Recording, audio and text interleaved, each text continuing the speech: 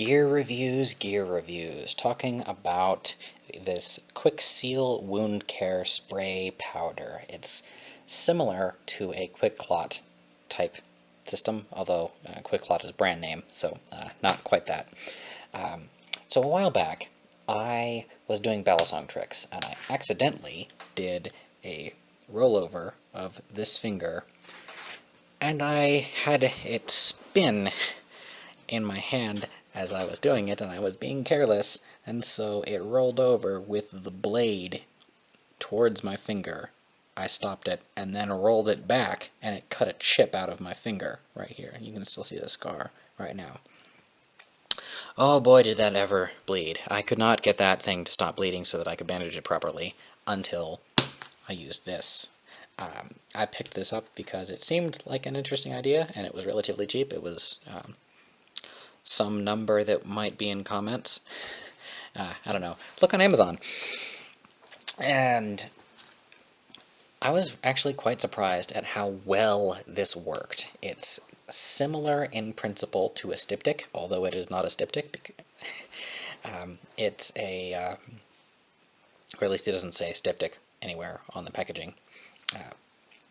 You pop the cap open, find which direction it shoots, shake it a lot,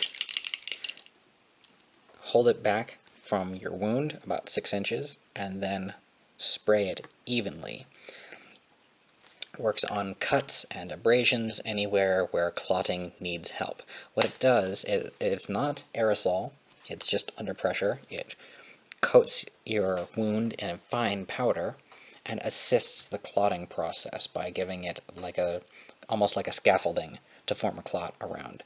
As soon as I did that, it was a little tricky still, because being on the finger, anytime that I would move, that would cause a problem. So I did the thing that they recommend you do in the directions, and I took a paper towel and I sprayed that, and I held that down, and that made a very flexible, very, like, it hurt when I put it on, but you're rubbing a powder into your wound, so it left a very flexible scab over there, and I didn't have to wear a Band-Aid on it for more than 2 days before it was back in fighting condition. I really meant to do this video a lot sooner after that happened, but it just healed too damn fast because this stuff is really, really useful.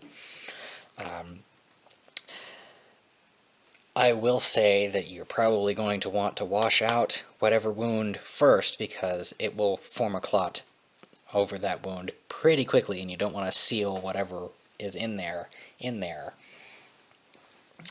for like long term. That is a recipe for infection. But assuming your wound is already washed out, I cannot recommend this stuff highly enough. It is extremely useful. If I were going out backpacking somewhere, this is with me right next to the bandages.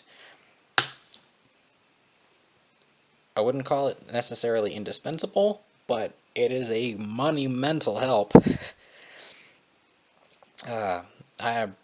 Given the size of the wound, and you can't really see the scar very well on camera, given the size of the wound, I expected that to take much longer to heal than it did. I have a feeling that it's because I used this thing that it was basically like you could barely tell in after a couple days, and that was a very deep wound. People were concerned. Anyway, this has been really quick because there's not much to say other than how it works and how to use it. I'm not going to gash myself so that I can test it for you on camera, but you just kind of have to take my word for it that that's really good. If you enjoyed my video, you can give me a like to raise my ranking in search results. You can share me around to people who might find reviews of gear like this particularly useful. You can shoot me a subscription, or Not or. You can shoot me a subscription so that you can see more videos about gear, like why I have this guitar pick in my watch band, which I've already shot that video. You can see it by clicking through on the guitar pick right there. I'm going to leave that up for another couple seconds. Okay, that should be good enough. And you can see more. And you can see more videos about gear, about knife sharpening, about knife tricks, knife reviews, reviews of... I already said that. I already said other gear. It's getting late now. Alright, thank you very much for watching.